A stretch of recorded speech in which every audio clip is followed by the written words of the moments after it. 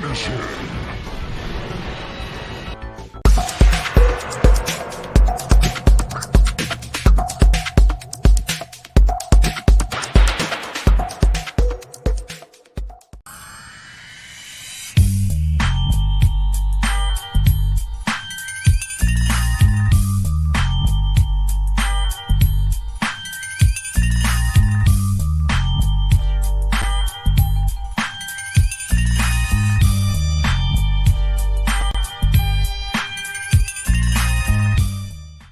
We're about to take it back.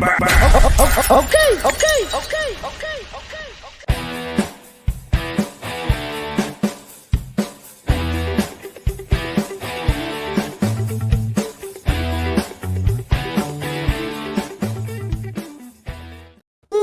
Talking Loud podcast. It's always Diesel, dog. And guys, we got a banging episode for you guys today. I got a super cool cat on the show. I ain't even gonna stick to bring him out because a lot of you guys been waiting for that. I've seen the chat is popping off, man. We got my homie Zaza Genetics in the house. What's going on, Zaza? Appreciate you, bro. What's good, man? Man, I'm good, man. Happy to have you on, bro. Like, bro, if you can see this chat right now, it's popping off, man. Team Zaza in the house. in the chat. Y'all know what time it is, man. Shout out to the chat. Shout out to Team Zaza. That's what's up, bro. That's what's up, man. So, guys, hit that like, man. Drop it. Let me know where you guys are tapped in from, where you guys are tuning in from. Show some love. We got Zaza in the house, bro. But, you know, Zaza, what's going on, bro? Just tell me what's cracking, bro. Regular, man. Same old, man. We doing what we do, man. Always educating. It's all about QCE. That's quality, community, and education. You know? Oh, I like that one, bro. Well, man, you've been doing all three. You've been delivering on all fronts, man. Like, you've been crushing on your channel. I was just telling you that off air, bro. Like, you've been really doing some great stuff to educate people out there. Even myself, you know, I tap in and I'm like, man, I didn't even know this shit, you know? And Zaza is just breaking it down real simple, bro. So, guys, definitely check him out. Check him out on IG, on YouTube. Man's crushing it, bro. Straight up. Appreciate you. Hell yeah, man. And we got a lot of people in the chat showing love, man. Gorillas everywhere, bro. It's crazy, bro. Like, 703. That's what's up, bro. It's crazy, man. So, guys, hit that like and show some love, man. But, you know, I got to shout out everyone in the chat, of course, everyone tuning, everyone watching right now, whether you're watching replay afterwards, it doesn't matter. And shout out to the ICANN fam as well. The VIP Bean Club is popping, man. The ICANN fam supporting on Patreon. You guys know what's up. Packages have already begun to touch down. Mailboxes are burning down. So if you guys want some of that fire, join up down below, man. And, of course, if you want some of that germination booster, call chips got you covered. No more lost seedlings, man. No more viruses. I've been using it in crazy taproots within 24 hours, bro. But all that said, I think we got a surprise for you guys because Zaza, we were just talking about it, bro. Maybe we might do a little bit of a giveaway for the fam, right? Of course. Always got to hit the community off. Oh, man, that's just up, man. I just tossed the idea out to Zaza, and he was like, yeah, bro, straight up. And he said, like, literally was just so kind, just 3 packs, bro. Say no more. 3 packs. So we're going to pick 3 winners, bro. So you guys definitely look out. We're probably going to start off real quick, and I'm just want to ask you, you know, just as I always ask everyone that comes on to the show, you know, before we get into any of that giveaway stuff, because I know you guys are fiending for that, but you guys got to work for it. So hit that like, right? But a lot of people do ask, you know, and I wanted to find out, you know, how did you get into growing, man? Like, did you always just want to grow weed? Like, what got you into it, bro? Well, so I don't really consider myself a grower. I mean, of course, you have to grow the plant in order to you know, breed it. Yeah. But you know, I come from the world of breeding where, you know, where mostly my skill come from dogs. Okay. And animals. But you know, eventually any responsibility that I find within the breeding world, you know, I'm attracted to it. So that's how I ended up in this community. I got you, bro. And I actually seen, like, you dropped a video, bro. You had a dope story time, man. But tell us, like, how you got into, like, the actual breeding. Because I think I seen you say you started breeding at 17, bro. Like, 7, bro. Like, that's when people now learn to drive, man. And you cross some plants, bro. Yeah. So that was actually younger than that. I was messing around with fish. But when around the age of 17, when I was on the road, I started really selective, you know, messing with the science, selective breeding with rabbits. Got you. And then eventually it ended up to be dogs. So, you know, most of my career has been dogs. That's where most of my knowledge and experiences come from. But genetics is universal. It's really all the same. So what kind of dogs did you breed? In the beginning, it was bully breeds. Okay. American bullies. and and then became Rottweilers, and then now Dutch Shepherds and Malinois, which are working dogs. Bruh, that's pretty dope, man. I would not have guessed that when you said you start off breeding, man. I thought it was just straight up plants. But that's crazy, man. Everyone learns something every day. That's a dope thing. Now, guys, hit that like, because today we're going to break down a lot about breeding, because that's exactly what Zaza has been doing for such a long time. So aside from that, man, I also got a few questions. So if you guys got any questions for Zaza, drop it in the chat. We'll try to get those answered. But before we get into any of that breeding talk and stuff like that, man, I just want to ask you, Zaza, like, everyone's got crazy inspiration behind their name. So for you, like, what's the inspiration behind your name, Zaza Genetics? Like, what's the inspiration behind that, man? How did you come up with that one? So ultimately, it was a conversation. So it's actually my niece's name, which is ironic. So my niece, shout out to Zaza. Dope. The conversation that started with her father, her father. Yeah. And eventually I told him I was gonna, I was kind of making a joke about it, kind of like, I'm gonna name my company after you, and she's like, I'm gonna sue you. She's young, she's like 6 or 7 at the time, but eventually it became the name of the company. It fit, at the time it was good timing, it was good, branded, so I wanted to seize the moment with the name, and everything we do is exotic, so it works. Yeah, again, that fire, bro. Well, I like that, bro, because honestly, when I heard, I was like, man, that's some of that gas, bro. That's that gas pack. I need to grab some of that shit, bro, because it says it all. Zaza. I thought Zaza's that gas, but it's really interesting just to hear a lot of people's stories and reasoning behind it, man. I would have never guessed that one, bro. Mm-hmm. Straight up. Yeah, we'll make sure you get some Dead Ops OG, and we'll give them all the strains we got available. We'll make sure you get each pack yourself too. Hell yeah, man. Well, thank you, man. Appreciate the love, man. That's what Zaza's out here doing, sharing that love, guys. So hit that like and go and check out his channel. Check out everything he's got going on. He's doing some great stuff. But what I also did want to do is get that giveaway rolling just a little bit, because I know that a lot of people are ready, and I want to make sure everyone gets a chance to enter. So let's just pull it up on screen now. What you guys got to do is just drop that hashtag Team Zaza in the chat, and you guys will be entered to win that giveaway. That's all you guys got to do. We're going to pick 3 winners. You guys will be able to pick anything. I think, Zaza, you said they could scroll through the website and pick anything, right? Yeah, any pack up there, just pick your pack. Let me know in the DM on Instagram, and we'll take care of you. Make sure you're taken care of. And then anybody who doesn't win, of course, only 3 people can win, but anybody who doesn't win, we're going to set up a coupon code for everybody for 40% off ICANN THC. So, big ups, man. Big respect, man. Thank you for that, bro. So you guys definitely, that's a Christmas blessing for you guys, man. So if you guys don't win, you're still winners anyway, man, because you can grab 40% off. So think of it that way. Smack bang. Who wins? Double winners. That's what's up. Well, all you guys got to do is drop that hashtag Team Zaza in the chat, and you guys will be entered. Now, don't overspam the chat. Don't drop it too many times. Just drop it once. All you need to do is drop it once. You guys will be entered. You don't get multiple entries or anything like that. But other than that, while that's going on, I want to just chat with you, Zaza, because we got a few questions that actually come in. And, you've been breeding for such a long time, bro. And respect to you on that, dude.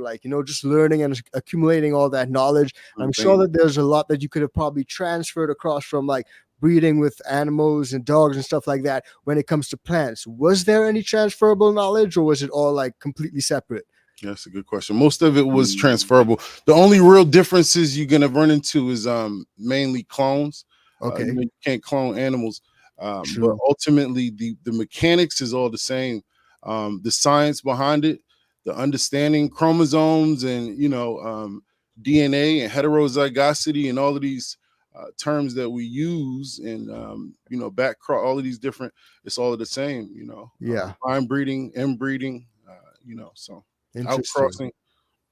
Interesting. So when you okay. Wow. So when you're transferring across from the dogs into the plants, you're actually pretty much a lot of the same principles that you could actually use. But with the plants, the clones just makes it a little bit different. So how does clones differ? When you're doing it, is there something else that you just need to be mindful of or anything like that?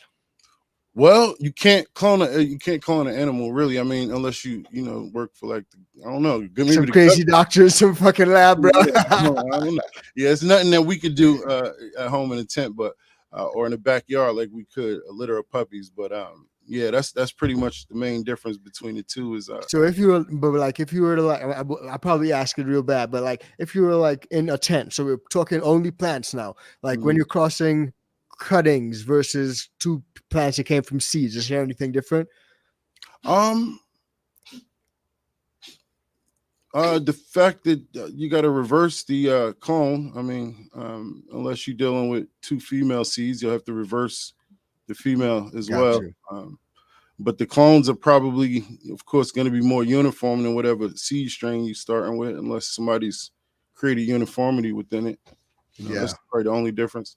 Yeah, I got you, bro. Okay, that makes a lot of sense. Now, you guys definitely drop that hashtag Team Zaza in the chat and let's see what's up. But Zaza, you dropped a pretty interesting video recently, and I think it's a lot of people who actually ask this question as well, because you see it on a lot of packs. Like, people are looking to go and buy genetics, and they're looking to go and cop new beans, and they see, F1, F2, F3, and they're like, well, what does this even mean? Like, do I cop the F3 because it's the highest number, or the 1 because it's the first one? So what's the difference between all those Fs and like F1, F2, F3, and all that stuff?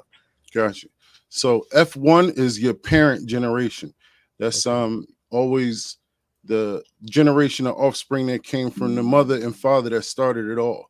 F2 is the offspring, the brother and sister generation. So at that point, it's the start of the inbreed, the inbred line. Yeah. And it's the start of exposing your recessive traits through inbreeding. So when we start to breed closely, we open up the gene pool and we allow recessive traits to come up front, which normally would have not shown in the first parental generation, which is the F1, the first phyla generation. So F3 is now also inbreeding, but with purpose. We should have then selected for whatever reason within the F2 and determine what work we need to do.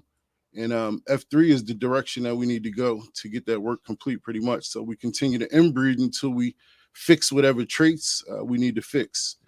And however many generations it takes. Okay, interesting. So how long, like how many generations, so to speak, would be like an appropriate amount, because I've heard some people, like, shout out to my homie Chris, Mr. Grow It. He, I think he ran like F3, and, he wanted to get to like a certain amount of generations that he ran until he was comfortable releasing it to the public and stuff like that. So is there any like reasoning behind that or anything like that?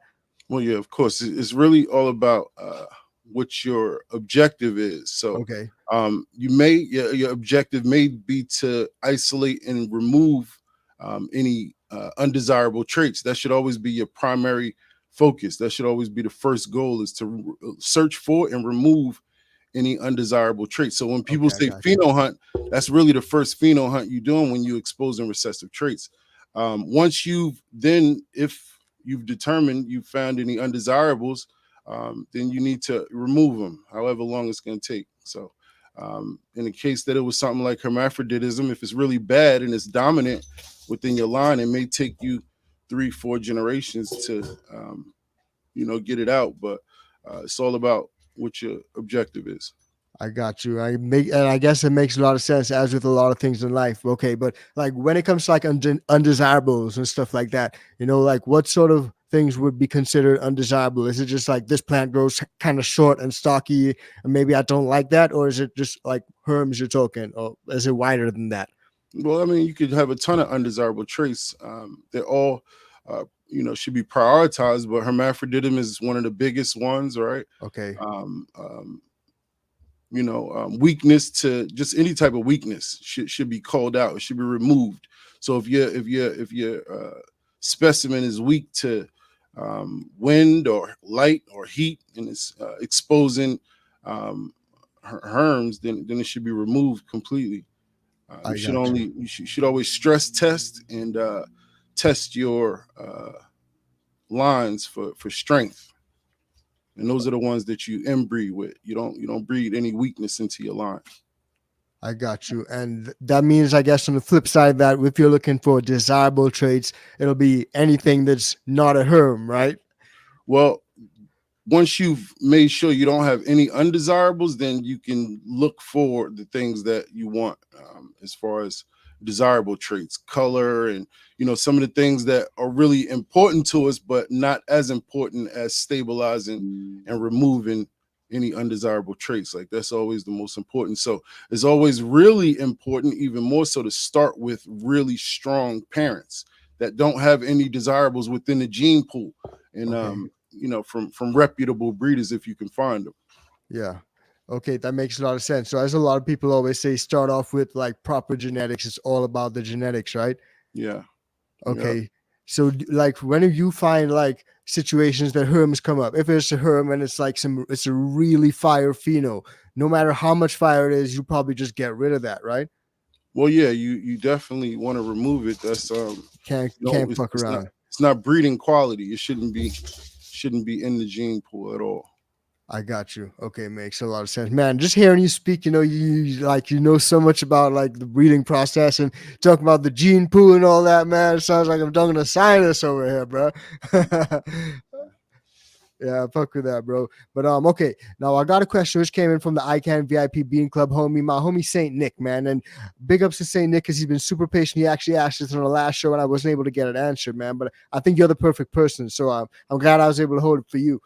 He asks, how do you alter your feeding schedule when breeding for seed versus breeding for flower versus yield? So if you're breeding for seeds instead of just growing weed, how do you alter your feeding schedule?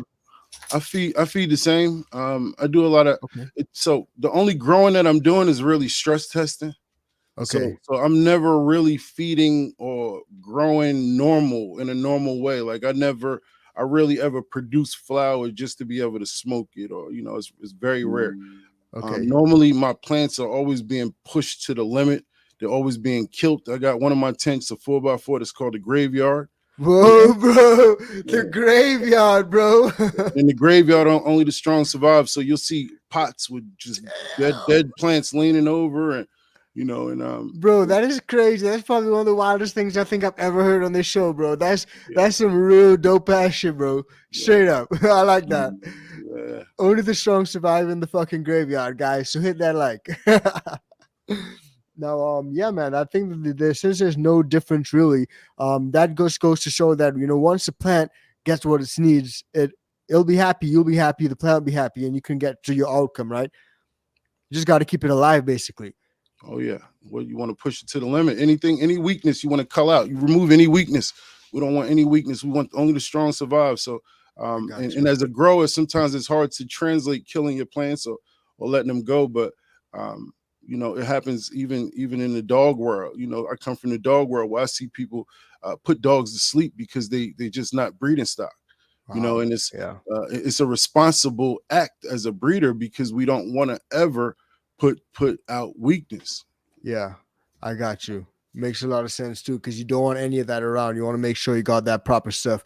And I guess this question is one that also came in from my homie ICANN VIP Bean Club fan, Mr. Awesome Badass. Shout out to him. But he says, what are the pros and cons of breeding, with male versus female versus female versus female? Like, is there any benefit or between the two? Well, of course. So when you're dealing with a natural a male and a female, then the male's objective is to do what he's come to do, just to pollinate the female, and he's really good at it if you pick the right male. All right. So in the female, same thing. It's a little bit different when you reverse a female.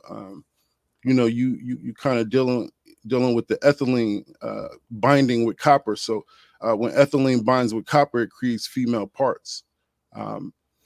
When we spray it with something like a colloidal silver, we prevent the binding of the copper, and it then in turns makes male parts. So when that happens, you end up with pollen sacs, and sometimes viable or maybe not viable. It's really a timing thing. It's how much spray you're using, the amount of spray. So it could be finicky if not done correctly, especially if you're dealing with like a gibberellic acid or a STS, the silver thiosulfate.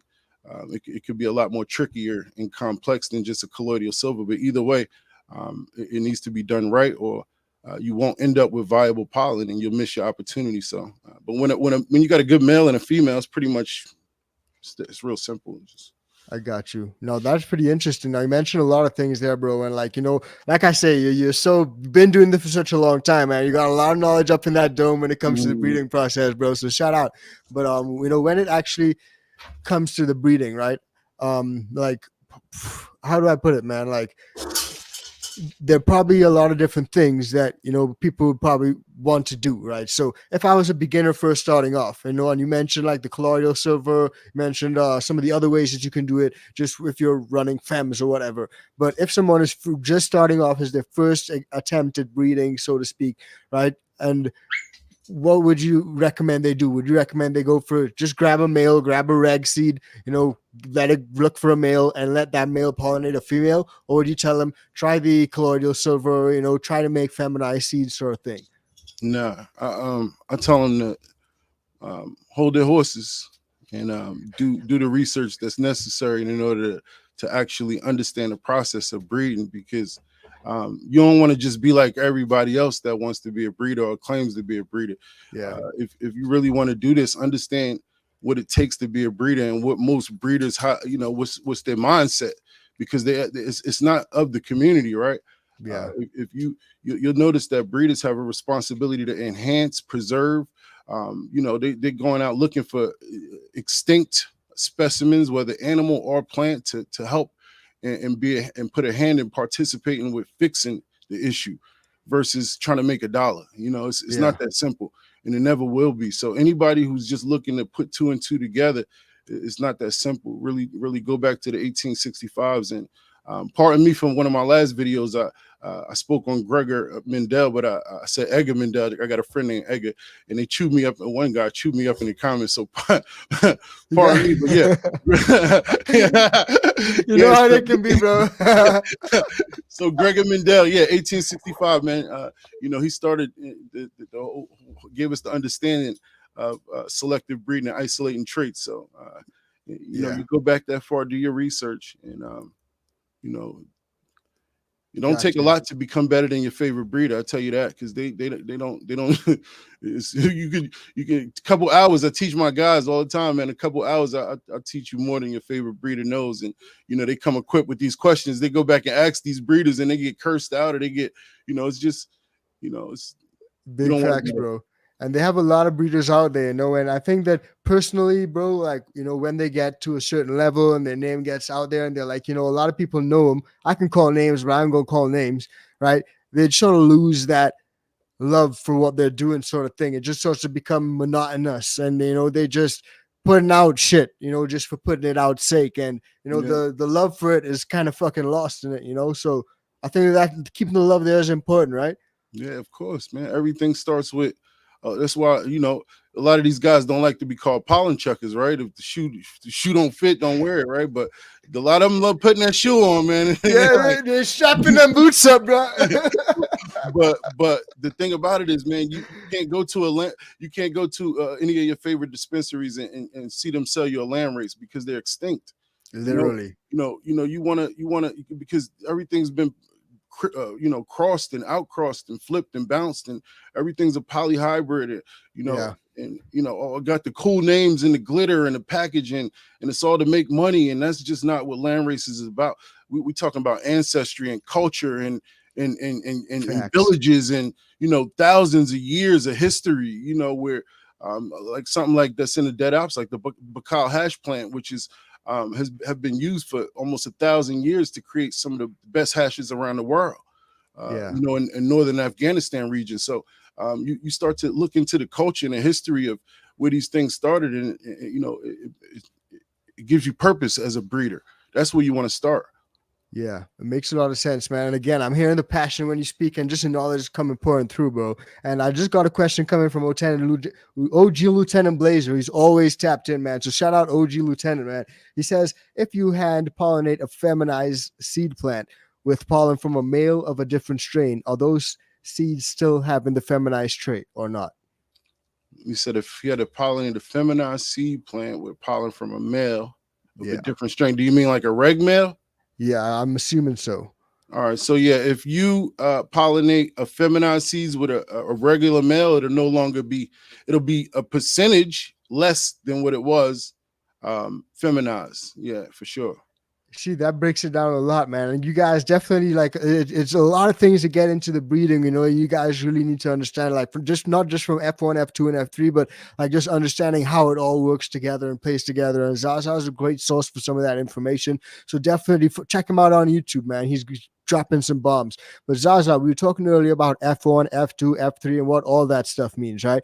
And another thing that you see quite often, you might see it on your favorite pack of beans. It might be like something BX1. What the hell does that mean? Like when they see BX1 on their pack of beans, like what does BX1 mean? BX is short for backcross. Okay. So ultimately, a backcross is when you are backcross is somewhere closely related to your mother, father, uncle. Typically mother or father in the plant, where to kind of fix certain traits. It's a method we use in the animal world as well. Okay, I got you. So it's like you sort of like stabilize some of those traits, I'm assuming, in that strain, that cultivar, that pheno, whatever you want to call it, that you're looking at, right? Yeah. So for me, particularly within the plant world, I use backcrossing as a tool a lot to revitalize and restore vigor when I run into what we call inbreeding depression. So as you continue to inbreed, the more you inbreed, you will lose some of those important traits that you started with, and you're able to restore them by backcrossing to the original parent. Okay, I got you. Makes a lot of sense, man. That's why a lot of people, I guess, when they say, "Oh, I backcross this strain, it's really stabilized that shit." And for someone who doesn't know anything about what that means, they probably just thinking, "Well, that BX1, that's some fire shit. I'm gonna grab that BX1."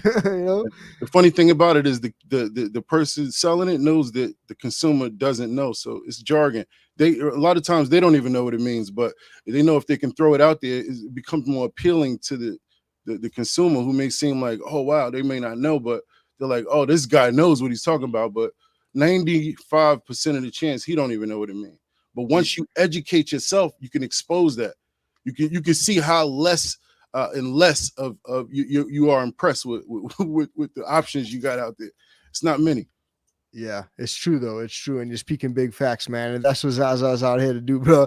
But I got a nice little question that I actually wanted to ask you, bro. Like you got tons of fire strains, bro. But like, which one would you consider to be like that flagship cultivar? That Zaza Genetics, that Zaza. Which one is that one? Yeah. So, I don't have many strains. I can name them on one hand probably. So, Dead Ops OG fire, bro. Yeah. It takes years, man. It takes years. If I wanted to completely create uniformity within a strain, it would take 20 years at least. We were just going over that in a lecture last week with my group, and that's just period, man. It's just a requirement of at least 20 years of inbreeding work in order to create complete homozygosity within any population, plant, animal, doesn't matter. Yeah. But my favorite I would have to say is Boondocks Glue, because it has purpose. It's an autoflower, but Dead Ops OG is the most popular by far. Photo period. It's a cross of the Bacow hash plant, which is a landrace from northern Afghanistan we just talked about, and then the UK cheese. Okay.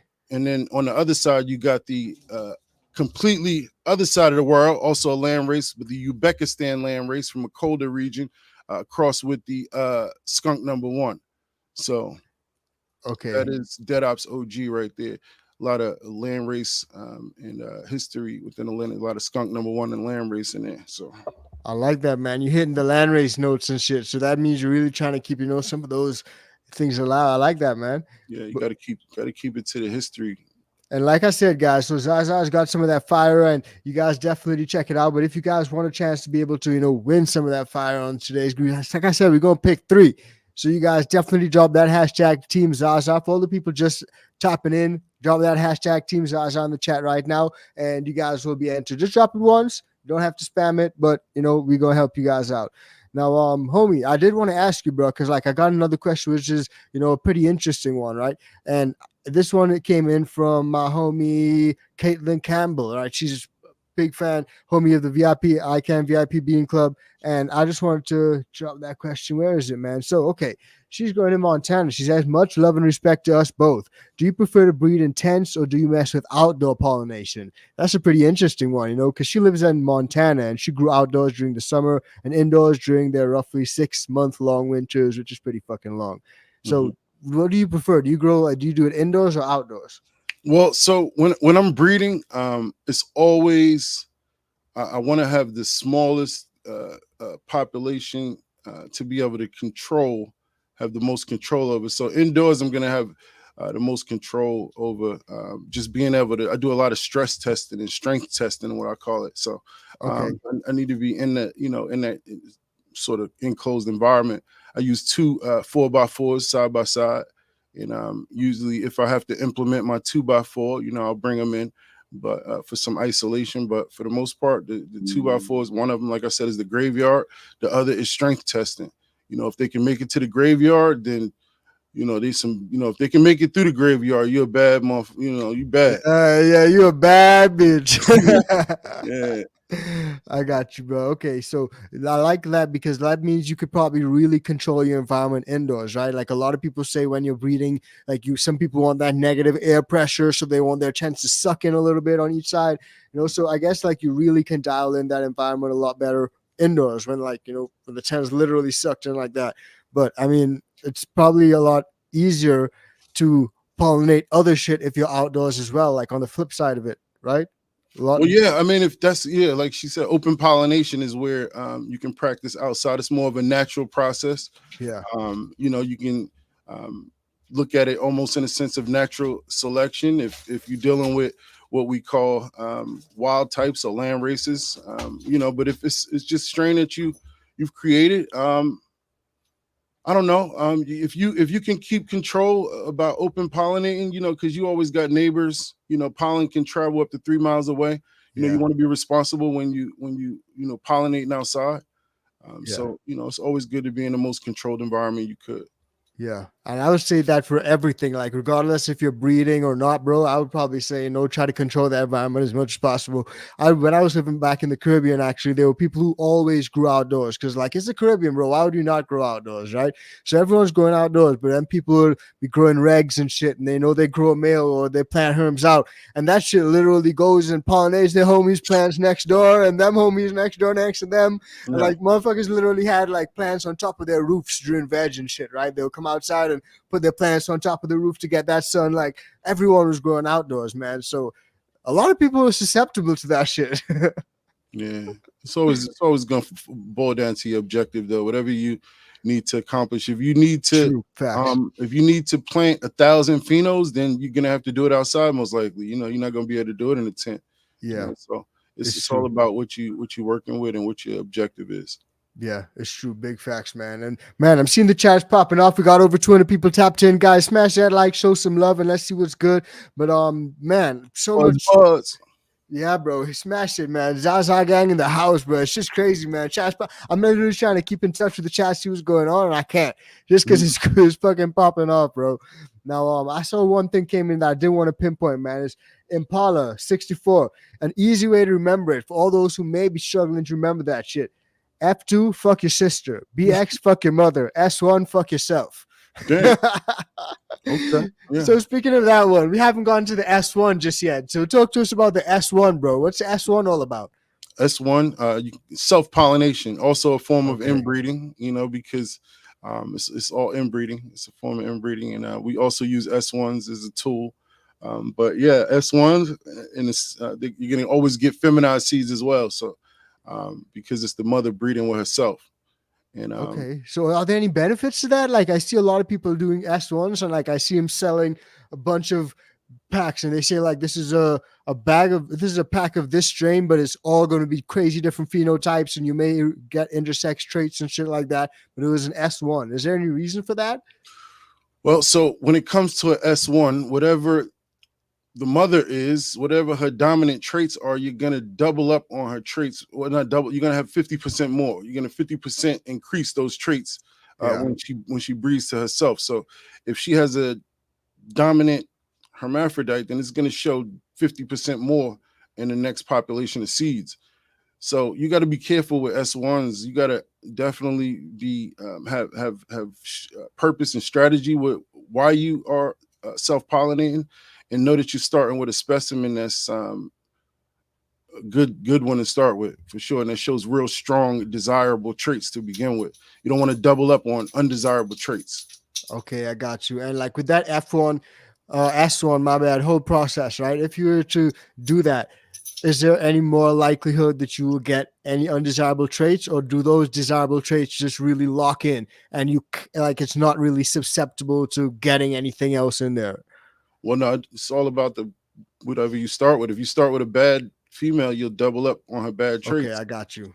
You know, so nothing new will really you wouldn't like once it's good, you're good. Like nothing else, you don't need to worry about much else. You'll definitely increase strategically if you have a good mother to start with for sure.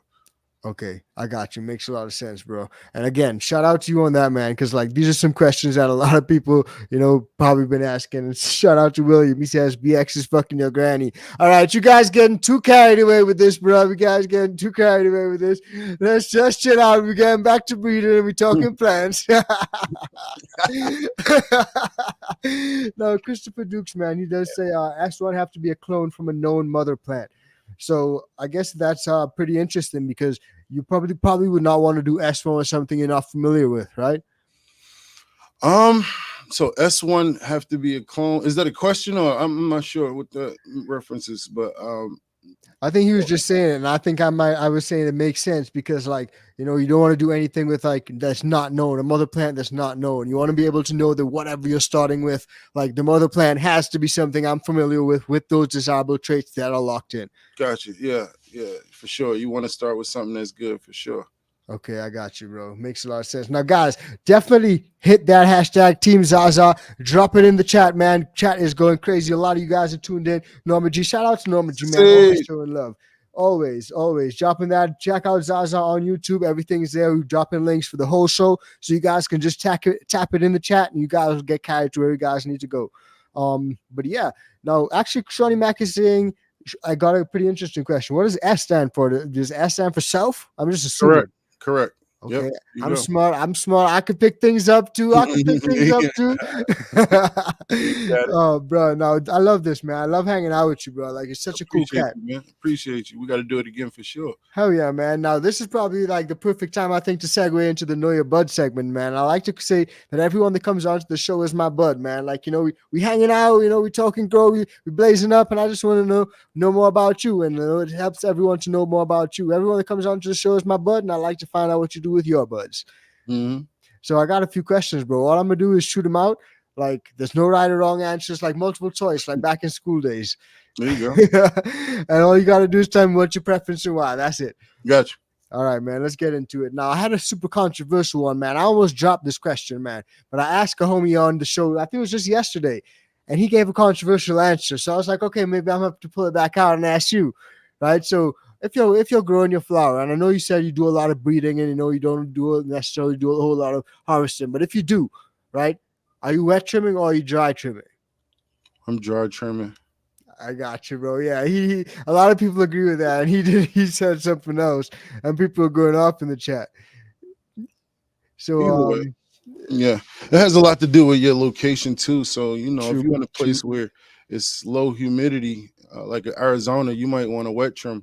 To kind of preserve the time on it versus somewhere where it's more humidity. Yeah. I got you, bro. And make sure I send some guys just smash that like. I'm seeing a lot of people loving this segment. So we do this for you guys, so you guys could get to know our guests a little bit better, man. Now, when it comes to, you harvested your flower, when it comes to like consuming it, you want to enjoy it, you want to just blaze up and enjoy that smoke. What you going to do? You're going to roll up a J or you're going to grab a bong? What you going to do? I'm smoking straight leaf. So it got to be. So for me, I used to smoke cigarettes back in the day. I don't smoke no more. Okay. But I still need that harshness.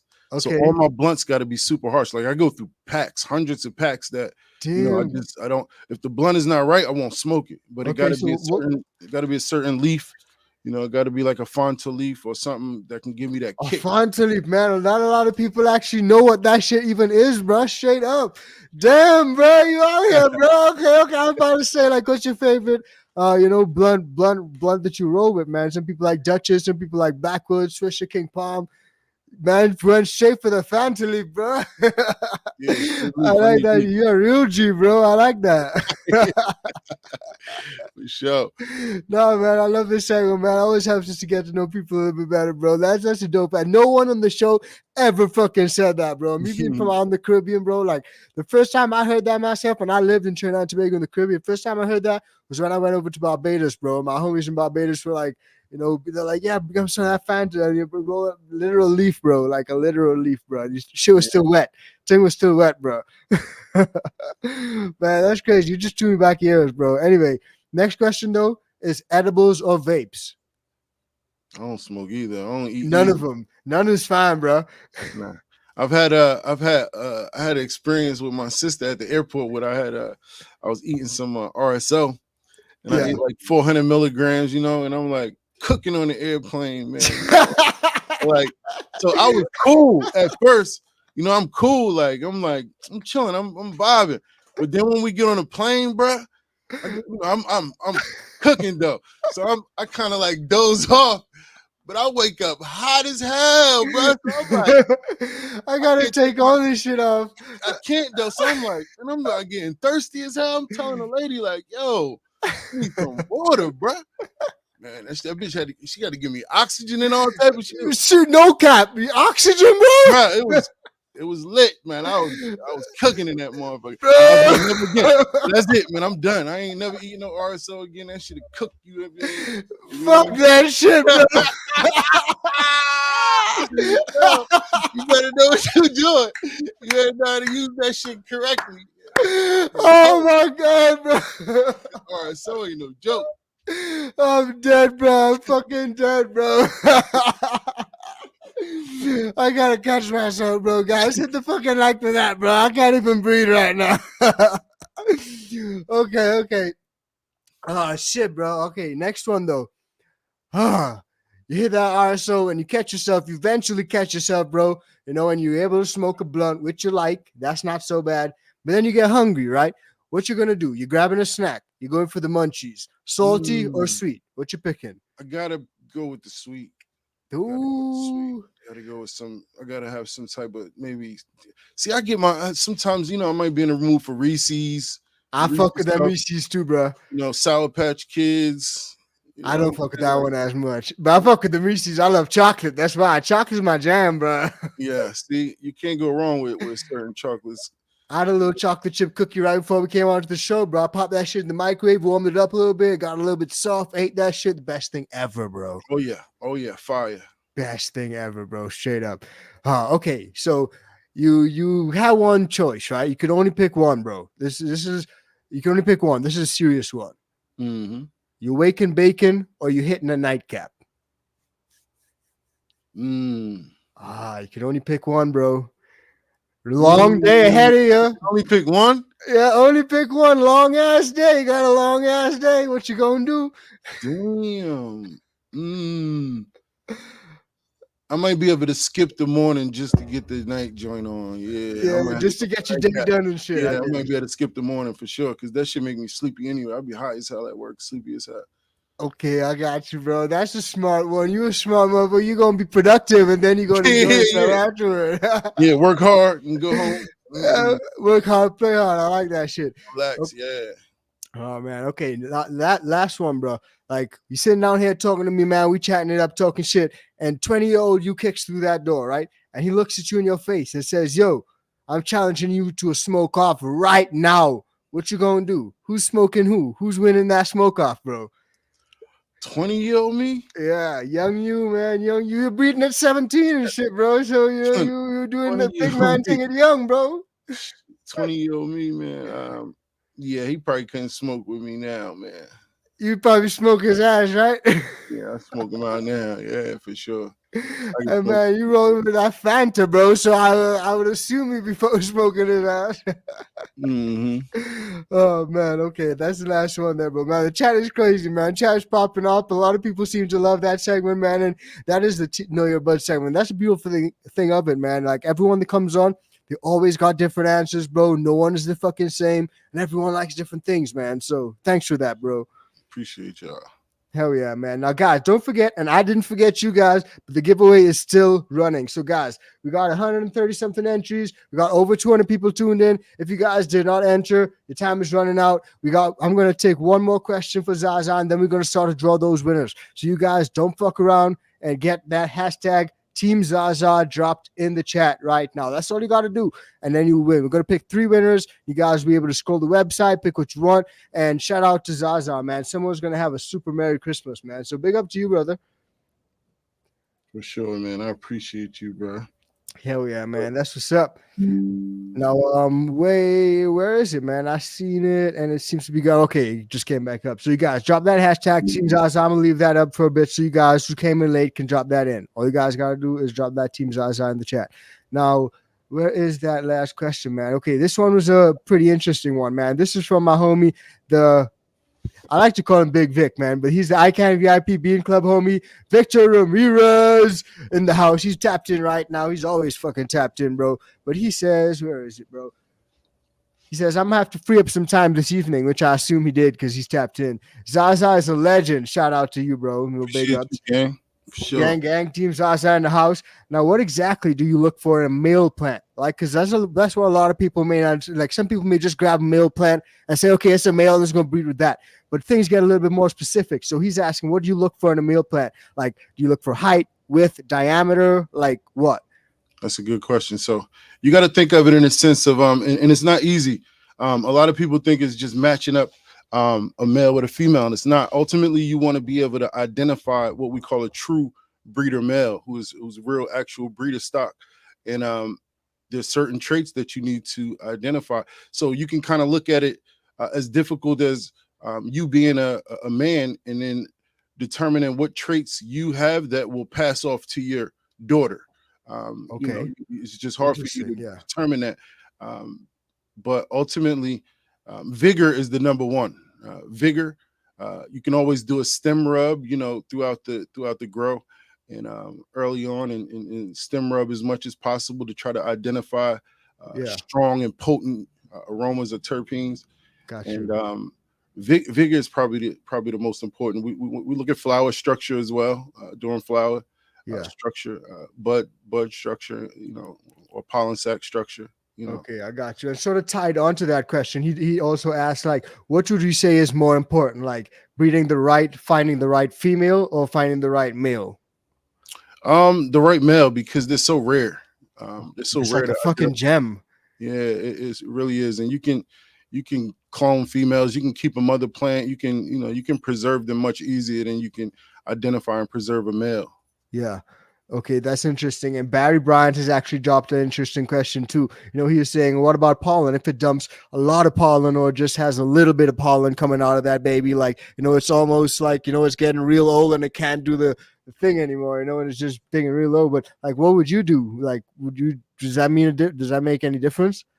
If we have a male that just doesn't produce a lot of pollen, that's a sign of lack of vigor.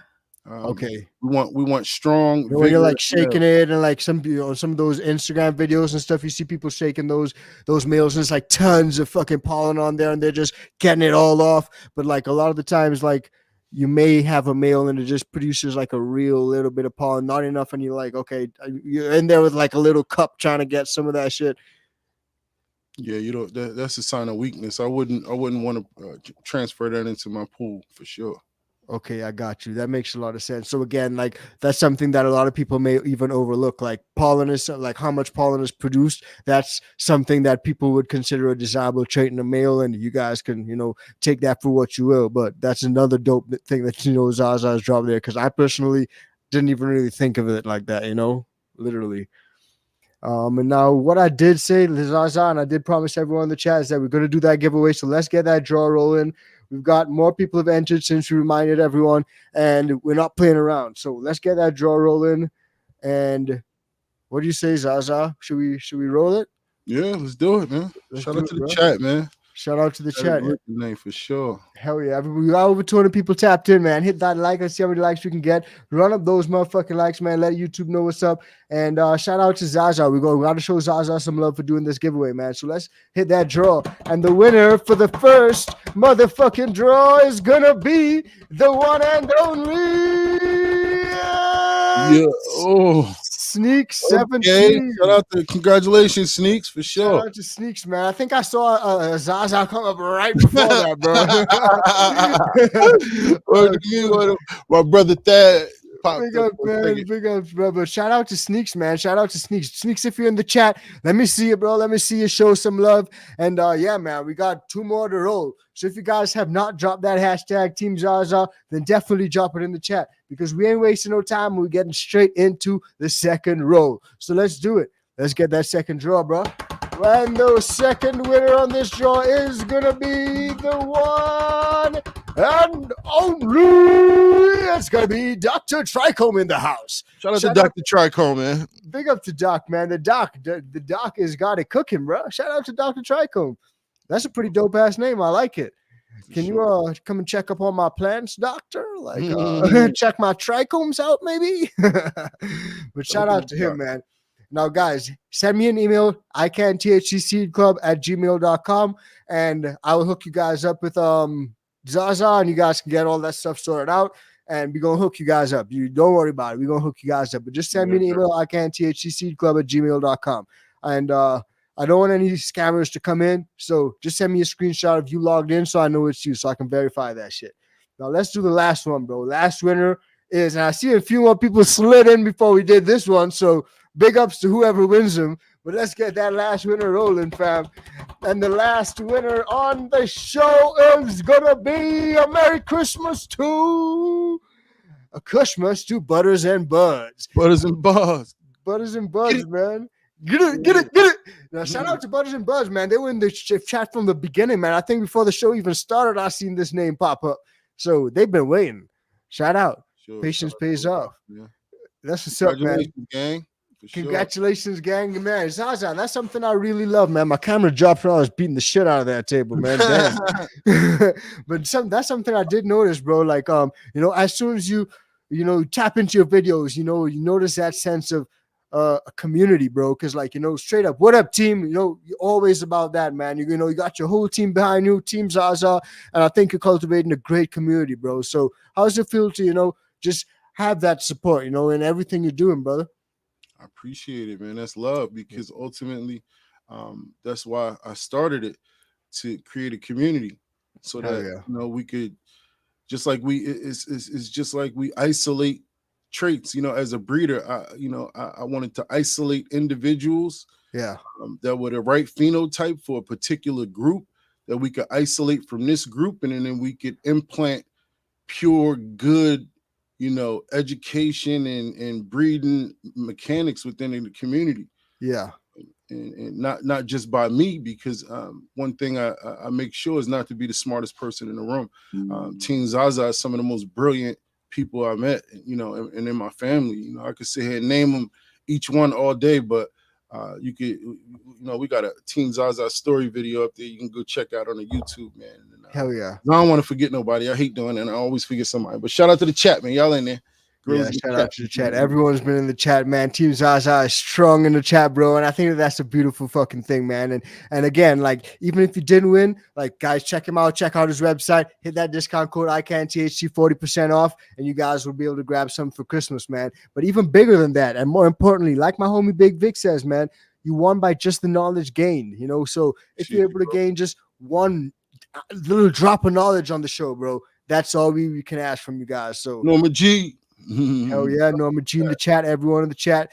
And yeah, man, I think we touched on a lot of the different things, Zaza. But for all those who want to find you, get in touch with you, see what you got going on, see what's your next breeding project, what's the next new strain you're coming out with, bro. Where can they do that, dude? Yeah, so they can always catch us on the website, zazagenetics.com. Always on Instagram. That's kind of like my office desk. You can always reach out to me in a DM on Instagram. But as far as we in Discord too. Every night we doing a class, for the most part, almost every night, 9 p.m. Me and the team is in there, either learning something or just kicking it. So you always welcome. The public is always welcome to join us on Discord. Yeah, as far as projects, I'm doing a collaboration strain with a popular rapper out in South Central LA. My homeboy. Oh shit, bro. Yeah, my Damn. homeboy Spiffy. Yeah, he from Crenshaw and Slauson area where Nipsey died. So rest in peace to Nipsey. R.I.P. Nipsey. Yeah, and it's one of Boosie's artists. So shout out to That's Spiffy, man. dope. We got a strain coming out called Kill Bill, which is Dead Ops OG times a blueberry strain. So look out for that in the future. I got you, bro. That is dope, man. So, guys, definitely look out for that. As my homie Cat Bar says, big up to Cat Bar. Send you a Christmas gift. Hope you like it, bro. But he says, don't sleep on getting some Zaza Genetics, man. So don't sleep. Don't sleep at all. And for the winners, what's your email? Hit me up, icanthcseedclub@gmail.com, and I'm going to get that out to you, man. Great thing about YouTube is that you can scroll back afterwards. I'm going to say it one more time. icanthcseedclub@gmail.com. You know, I got you covered, man. But on behalf of everyone, man, Zaza, I had a great time hanging out with you, bro. Thanks for dropping all that knowledge, man. Yeah, for sure. I appreciate y'all, man, for having me. And we definitely got to do it again, man, for sure. Hell yeah, man. We got to do it again. Chop it up. It's always fun chopping it up with the team Zaza, man. Zaza team is strong in the chat too, man. And everyone was excited for this, man. Like a lot of people shared it beforehand and a lot of people were just ready, man. So I think we can definitely do it over again. Hell yeah. Now, man. Oh, shit. Wait. I just realized. Okay, nah, we're good. Now, yeah, man. Guys, everyone in the chat, thanks for tuning in. We had a great fucking show. On behalf of me and Zaza, stay high. Stay motherfucking fly. I will see you guys in the next one. Peace, fam. Finish him.